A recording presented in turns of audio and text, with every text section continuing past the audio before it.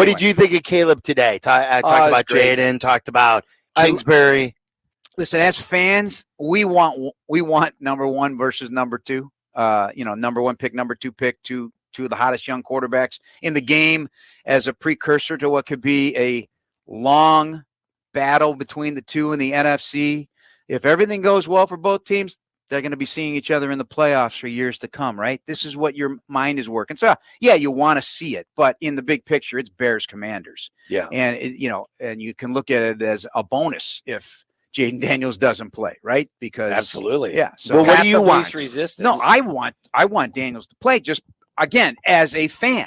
As a guy who's going to call the great games, but as an NFL fan, I want to win. Yes. I want to win. What do you think it's easier to beat the Commanders if it's Marcus Mariota? With no disrespect, of course, right? But still dangerous. Of course, I'm an NFL fan. I want to see these top two guys going at it. Yes, that's but what I'm as trying a Bears to say. fan, I want to win more than anything. Yes, and the path of least resistance to a W would be to play a team with their backup quarterback. Exactly, and as you guys put me through that silly exercise of picking the games.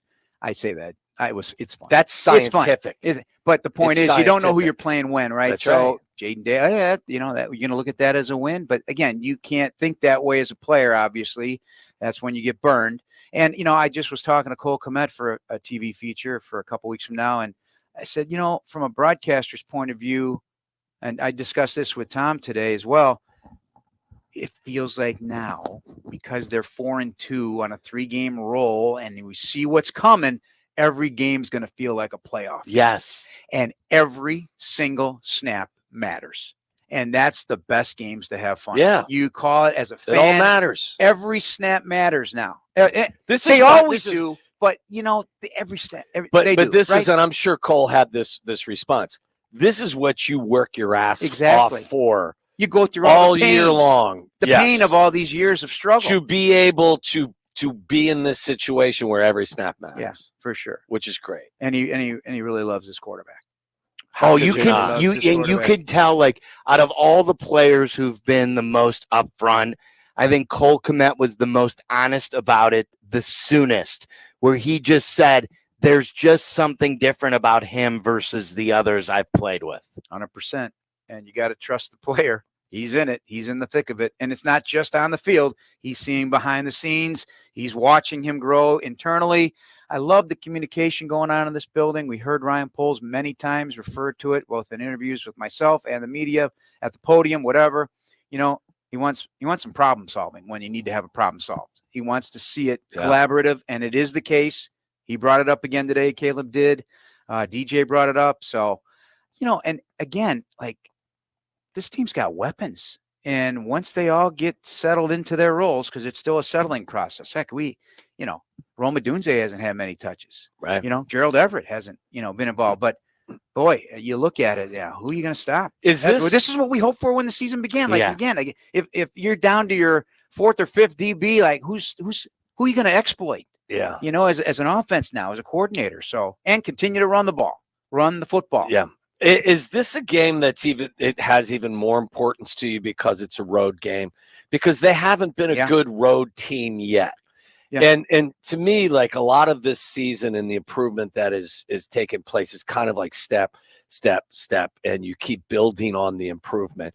And this is one of the things I think that they need to kind of push to the side, that they struggle on the road. Yeah. So and I know they went to London, and I give everyone in the operations group a ton of credit for, I think that, how they did it and everything was perfect.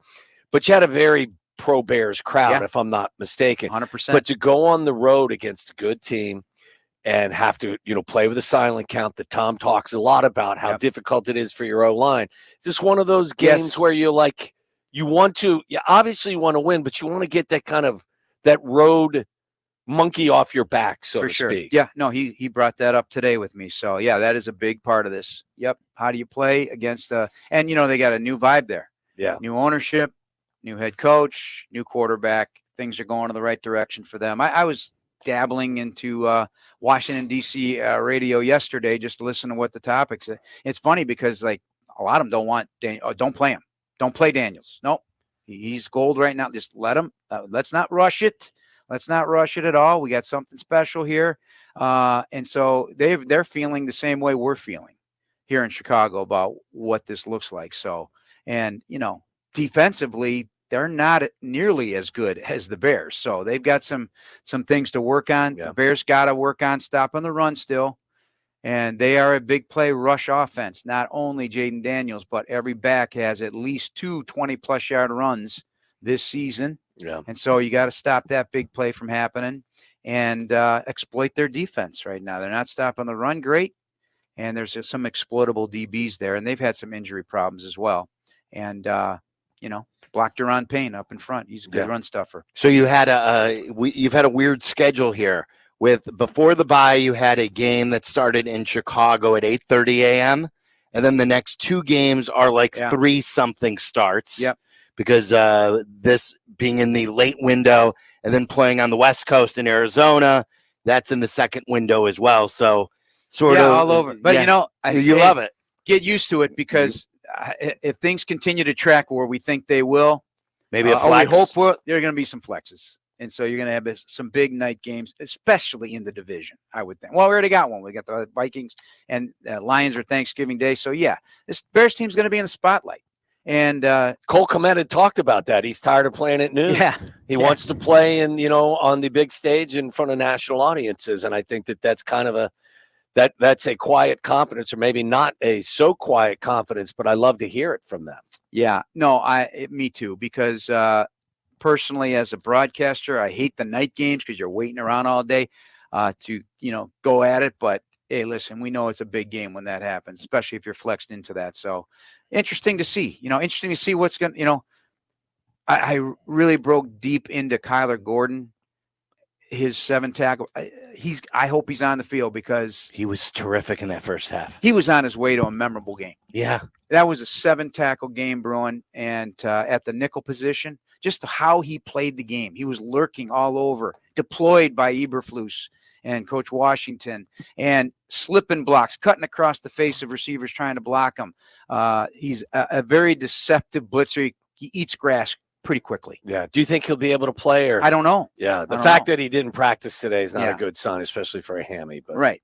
So, a lot of good things going on. Do you have like a initiation for him for the Bears Radio Network? Waddle will be on the pregame show from now on. Yeah. Do I need to get a tattoo between now and then? No, maybe, I don't know. Let's see. A man of his ilk, a former player. I mean, the guy who's laid it on. I got my hair cut for you today. I did. I was going to mention. I did. You must have had TV or something today. No, my daughter's getting married a week from Saturday, so I had to clean my ass up. Oh, that's sad. I mean, why don't you get a blowout on a Friday? Excuse me? Yeah, a little hair, the blowout. Like the ladies do. They go to the salon. They don't get the haircut. They get a blowout. They get the hair dry, get it styled up. That's what you should do. The dry bar. What do they call those places? Yeah, right. Waddle, that would be right up your alley.